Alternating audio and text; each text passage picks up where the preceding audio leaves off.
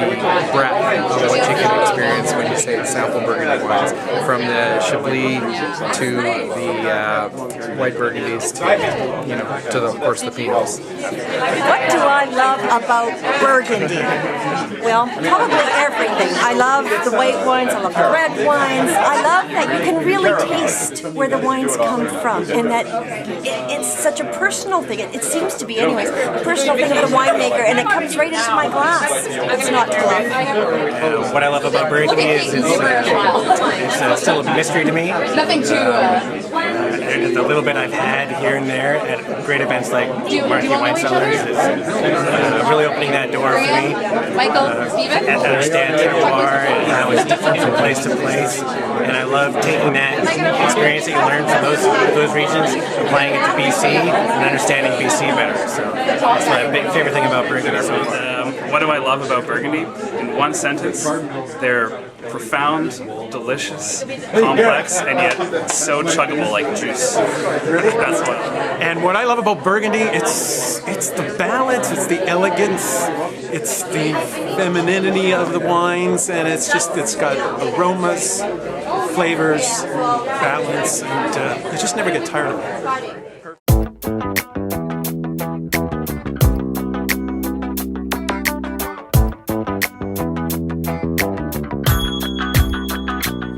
My name is Mike Nierychlo, sharing my love for people, wine, food, and all things made passionately, and especially the region we're speaking about today, Burgundy. You don't find many more passionate regions or passionate gentlemen about the area of Burgundy.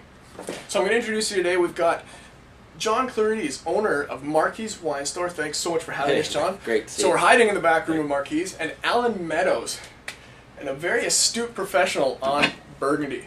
I don't know if there's many people who could kind of out-knowledge you on Burgundy. I'm going to say that. Not a chance. Not a chance. Not a chance. There you go. Humble individual, but he's gonna talk our ear off a little bit about Burgundy. So for those of you who don't know what Burgundy is, it's a region of France. They typically grow for the red wine pretty much all Pinot Noir. For the whites, they do Chardonnay in an area called Chablis. These guys are gonna tell us a bit more about it. So first of all, Alan, the Burghound. What's a Burghound? Well, as anyone who speaks English probably knows, that if you attach the word hound to no matter what subject, it indicates somebody that is really enthusiastic about it. And this came about completely by accident, but back in 1994, before blogging even was called blogging, I was writing on the internet and I signed on to AOL, and you had to have a screen name. So I tried 17 variations of Alan and they were all taken, so I finally said, the heck with it, I'll call it after my passion, and that's how Burghound was born. There you go. So we've got Alan, Mike, and John. Yeah, it's pretty tough to get good screen names out of that. Yeah. There we go. And so you run a website, burghound.com, and you've also written a book, The Pearl of the Coat, right? Tell us a little bit about that. And how did you get, what got you going on Burgundy? Well, like most people who start out in wine, I dabbled in a little bit of this and a little bit of that because you want to find out what you like. And one day I happened to have a Burgundy, and I'd read all these wonderful things about how great the greatest Burgundies are, but I'd never actually tasted one. So I thought that at that time, I naively thought that Bordeaux was the king of wines. And then once, just by happenstance, I happened to have a great Burgundy, and so it was finally that aha moment where I said, this is what they're talking about. And it, for whatever reason, I'm not 100% sure why, but it lit in me a burning desire to see the land and the people that created that wine. Because this, what we're really talking about with wine, sounds mildly zen, but what we're really talking about with wine is another form of beauty.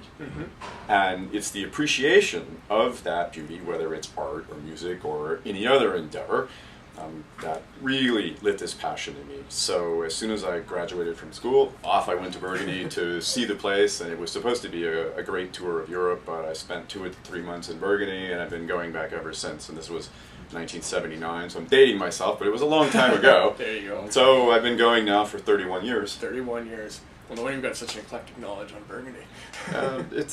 I mean, you're right. You can go and you can collect a lot of current information, but that perspective that arrives over time is important too. Yeah, and you can probably never really appreciate all the little nuances of a region until you've really spent a lot of time there and shaken hands and spent a coffee evening with some of the winemakers and everything there, right? Well, because you find out so many things by happenstance, because somebody will mention something that is obscure or esoteric, you ask a question, that leads to something else, and a lot of times you learn some of the most interesting things completely by accident. So now, is it Burgundy that really just attracted you, or is it Pinot Noir that attracted you? Or is it just happenstance that that's what they grow in Burgundy? Well, that's a great question, because to me it was Burgundy that attracted me, but by virtue of an interest in Burgundy, I became interested in all things Pinot Noir. But the Burgundians themselves are, and it sounds pretentious to those who have never met a dyed-in-the-wool Burgundian, but they would tell you that they don't make Pinot Noir, that they make Bourgogne, they make Gevrey-Chambertin, they make a Nuit Saint-Georges, because for them, and this is the pretentious part, but they absolutely believe it, is that Pinot Noir is a vehicle to express what the character of that specific piece of dirt has to say. Yeah. And so they will say, I make Richebourg, or I make Romney-Sauvignon. They don't make Pinot Noir. Absolutely. A reflection of the dirt, Right. the terroir of the land. There you Well, go. they've been doing it since, what, 636? Yeah, Something exactly. like that? Yeah, long time. There you go. Now, for both of you guys, I mean, John spends a lot of time in Burgundy as well to keep his store stocked and get everything going. Pinot Noir has been growing in Burgundy eons longer than a lot of the rest of the planet. How do you compare, say, New Zealand with the more acidic, brighter region of Pinot Noir, or the Oregon Pinot Noirs? How do you see them playing in Burgundy, and what kind of styles are Burgundy? Are they trying to go that direction at all, or are they sticking to their guns? Well, if, again, that's a question where there would be no universal answer. However, Of course. The Burgundian comes at this from the mindset that it's my dirt that dictates. And therefore, the expression of what they're trying to do isn't really changing. Because if you fervently believe that the genius lies in the dirt, not in my technique, then you don't really change things. You may play with things around the margin, for example, a bit more new oak or a bit less oak. You've seen both trends in Burgundy, a bit more extraction, a bit less extraction. You saw more in the middle of the 1990s. You see less today. It's more an emphasis on elegance and finesse. I think the Burgundian model has been largely, if not completely, adopted in California and Oregon and New Zealand, and to a certain extent down in the Morning Peninsula in Australia. But that is this emphasis again that Pinot Noir is, at least among red grapes, the most transparent of all grapes, and therefore it is ideally suited to let the land speak to the extent that the land has something to say. I'm of the belief that terroir exists everywhere, but it's not necessarily great terroir. And my backyard has it too, but there are no grapes there. So it is that transparency that I think is the most interesting aspect of Pinot Noir, and the winemakers that have the confidence in their dirt, because you have to have the confidence, because otherwise you have to put on makeup to say, well, I can't sell this the way it is, I've got to add something. And it is that temptation to want to put ourselves, I mean, I myself would be a lousy winemaker, because I'd want to help. Yeah, absolutely. And it is a very, very disciplined winemaker. I mean, Aubert de Villaine, who runs the Domaine de Romani-Conti and is probably, if there is a figurehead for the wines of Burgundy, he's it, in a position of running the most famous domain in the world, or at least arguably the most famous. And I asked him one time, I said, Aubert, what is the hardest thing in winemaking? And he told me, he said, the hardest thing in winemaking is to do nothing. He said, because you want to help.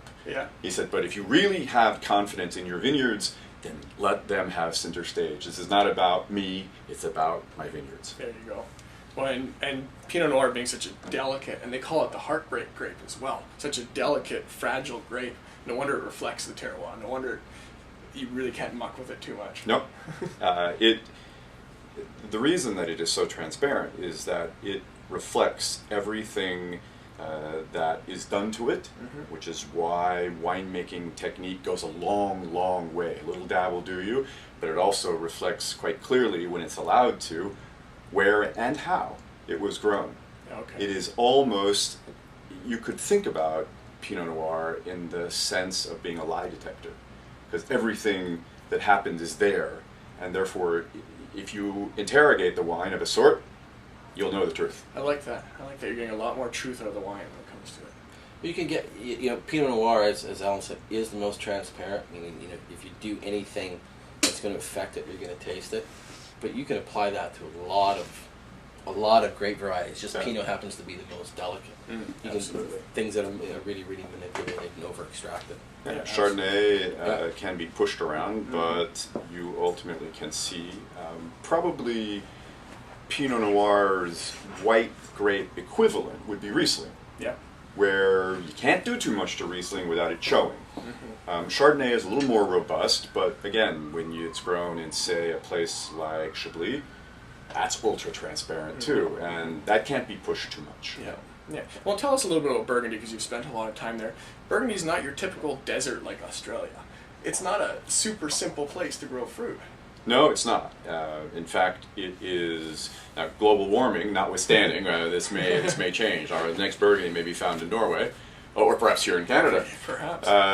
But for basically the last 500 years, Burgundy is the most northerly region in which fine red wine could be made. Emphasis on fine. I mean, even Germany, Austria has Pinot Noir there as well, but I don't think they've arrived at the big time yet, because it's a little too far north, which is why their white wines are justifiably famous, but the reds really aren't. As that changes, we'll see what happens. But I believe that it is that northerly exposure that adds the delicacy to the wines of Burgundy, because a lot of people think that it's heat that's important, but it's actually the nighttime temperature that has a lot to do with the preservation of acidity. And while to the opinion of some wine writers, acidity is a bad thing, if you view wine as an accompaniment at the table, not only in terms of the interaction of you and your friends, but also the accompaniment of food, then that acidity is what gives brightness. It actually cleanses your palate and makes it such a pleasure to have with food. Absolutely. And I mean, we can only talk about it for so long, but talking about just get your palate watering anyway. We want to taste them. And for those of you, I mean, Pinot Noir is becoming a more and more well-known variety of grape of wine. A lot of you are used to tasting the New Zealands and the Oregons and things like that, but you need to try Burgundy. Like Alan said, when you taste a good Burgundy, you are stuck. It's good wine. So go ahead, John. Go ahead. No, go ahead. You've got a couple wines here for today from the store. What are we tasting? Well, we're tasting obviously one white and one red. The misnomer out in the market is that you can't find good value Burgundy, and that's the furthest from the truth. And this is a little producer within the Mâconnais. His name is Olivier Merlin, and this is a Macon La Roche-Veneuse, which is the name of the village. It's 2008 vintage. Taste it. It's about $25 a bottle. All right. $25 a bottle. Yeah. And they're bringing it all the way from there to here. Yeah. If you pay your bills on time, you get a bit of a discount. There you go. Just on the nose, you can smell the brightness of it, and the minerality of this wine is just gorgeous. Well, the Mâconnais was a big region, and they have some areas that have a lot more clay, and therefore it produces very rich wines.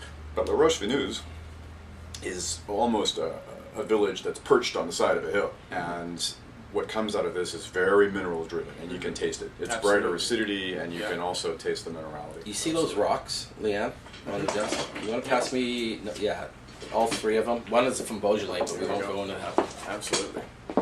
Let's see if I can remember. We've got our lovely assistant, Leanne. From say hi, Leanne. The arm, the Vanna arm. That might not be the last from Beaujolais. Yeah. Thanks, Vanna. There we go. That's one of the rocks from Domaine Barreau. Yeah. Yeah. That's a big rock. That's there you go. Some of the terroir. Well, yeah. Domaine Barraud is in a village called Vergisson, which is the most mineral of all of the villages in the Maconnais.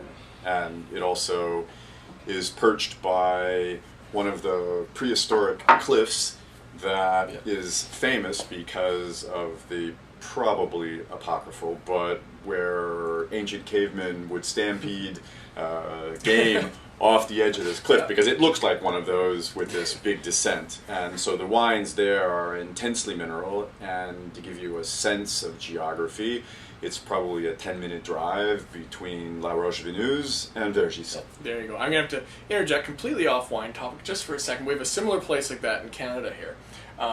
It's not going to sound as romantic, but on the side of the road is a provincial sign that says "Smashed in Buffalo Head Jump." It's where the natives used to toss the buffalo. Where is that? Oh, it's near Drumheller. Smashed in Buffalo. It's in Calgary. That's a name. There you go. Unbelievable. Yeah, it's a government sign. It says "Smashed in Buffalo Head Jump."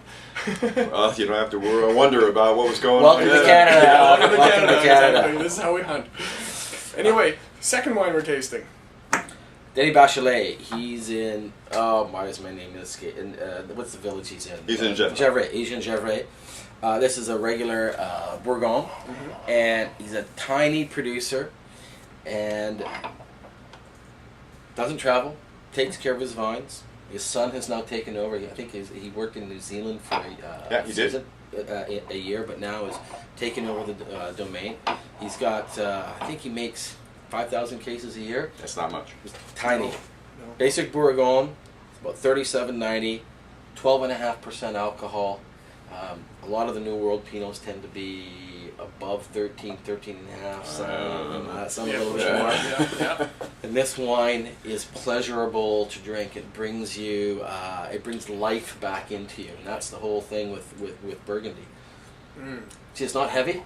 It's definitely not heavy. It's got a lot of bright fruit, a lot of bright red There's fruit. that perfumed quality Absolutely, to it. perfumed in. But the acidity is there as well, like you spoke of. I really like his wine. He does a fabulous job. Now, for those people who are watching, don't understand, when it says Bourgogne on a bottle, Right. what is that saying, as opposed to just saying... Well, there's 4 levels of Burgundy, and Bourgogne being the first level, then going up to Village, Premier Cru, and Grand Cru. But the key, for me, I mean, it's easy to spend $200 on a bottle of Burgundy. It's out there. Where do you get good value? It's really, and to get a good value Pinot Bourgogne between $25 and just under $40 a bottle. That's from a good producer, from old vines, and that's flavorful. That's a little harder to find, and when you find it, I latch onto it. Absolutely. And because he's so small, I mean, I would take 10 or 15 or 20 cases, but I think I only get 5 or 8. There you go. Another producer that we've spoken about is Nicolas Rosenel in Volnay, and he has a wine called Héritière, and that was planted by his grandfather in 1922 and classified as Bourgogne at that time. A lot of the Bourgogne, you have to be careful, is they'll buy it from all sorts, all over the place in Burgundy, and assemble it. And some of it's okay, but again, just be very, it's the address. As one person said to me, "Who's the address?" You come in, I'll have a Pomard. Well, who's the producer? And if you know if it's a Bachelet, if it's an Alex Gamble, or if it's an Anne Perrant, you know you're going to get something authentic and something good and something of good value. And that's the key with Burgundy, is who is the producer, or who's the address? Where's the address? There you go. Well, if I could jump in with a shameless commercial plug. It's one of the things that I focus on in Burghound, because as John correctly says, if you're willing to spend a lot of money, you can buy great Burgundy with no trouble. But it's much harder to do at the lower end, because the fruit that you're starting with is not as gifted. There's a reason that the Grand Crus are the Grand Crus. This is not an accident after 2,000 years of refinement.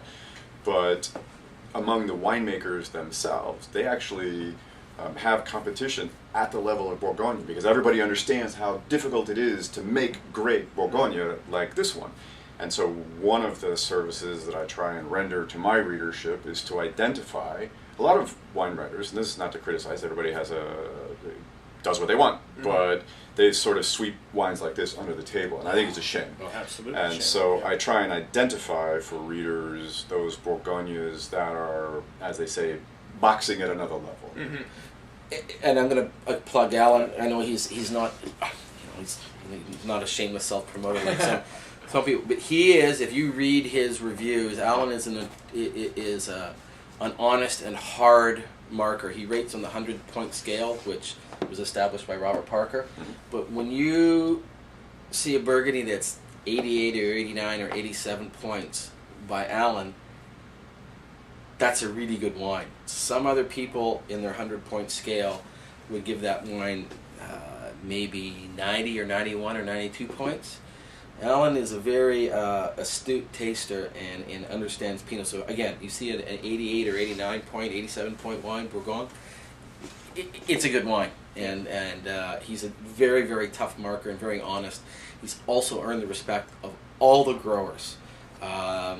Even if he writes, honestly about them, they still respect him. And he's allowed back next year, and that's really critical in Burgundy because you have to earn the respect of these guys. If you don't, the door is closed forever. Yeah, and not just the growers. Alan's earned great respect, just the wine world in general as well. And like we're talking about, more plugs for Alan. Burghound.com. If you want to subscribe to his reviews, his tastings, tell us more about that. But you can go there and be part of all of what he's sharing. Yeah, there's a couple of aspects. It's a pleasure to be able to describe it. There's the subscription itself, which is a newsletter. It comes out quarterly. It's roughly 200 pages. There's no advertising. There are no photos. It's pretty dry, but the idea is to communicate as much buying advice as you can get. There's typically a feature, because there's two aspects to offering advice to would-be clients. One is what to buy, but at a point when you've bought some, well, what to drink. And so I try and do retrospectives about vintages that have come into their own. You can either, you may have these in your own cellar, or you can acquire them in the auction market. The second aspect of the service that most people probably get as much value out of as the buying advice is that there is a searchable database of 50,000 Burgundies going back to 1845. Not that you're likely to need advice about 1845. But the point is that there are examples of on the order of 130 different vintages, and so if you own a wine, you can go back in and look it up and see if there have been updates, because I may have tasted it subsequent to the initial review, and so it's a useful tool. There you go. So more or less, Alan is helping provide the treasure map for that hunt, for the value Pinot Noir that you really want to sit down and enjoy with your great friends and family over an excellent meal. So if there's anything else you guys have to share? Yeah, treasure map. I like treasure that. Map. Yeah. Because there's one other thing compared to the new world. There's no signs, and there's you're entering Bone and so on, but it's not like Napa Valley. Welcome to Napa Valley, world famous. It's like, oh, there goes Chevry, there goes Bone. Yeah. Got to pull a U-turn in this little road. So you need that treasure map, that guide, to help you along because. It just provides you, it's a roadmap. So that's a really good adjective. And because the Burgundy is extremely small, and very, very few domains have a production that would even rival. It's interesting because in Bordeaux, first growth would make 25 to 30,000 cases. It's the rare domain that makes 30,000 bottles in Burgundy. Yeah. So, and as we talked about with Denis Bachelet, he's even much smaller than that. And so you do need a guide in terms of being able to identify the small producer that a lot of other wine magazines would not visit because they are so small. But in this case, since this is a specialized publication, you can find that information. There you go. So there you have it. You've learned a lot more about Burgundy. You've got your treasure map, the Burghound.com. You've got your treasure store, Marquis Wine Cellars. I'll have both links below the video for you to check out. So here's to you guys and your continued success. It's empty. Yeah. There you go. Thanks Thank you so much. Thanks for coming. Thank you so much for joining me on the show today. It's entirely my pleasure. And thank you for watching.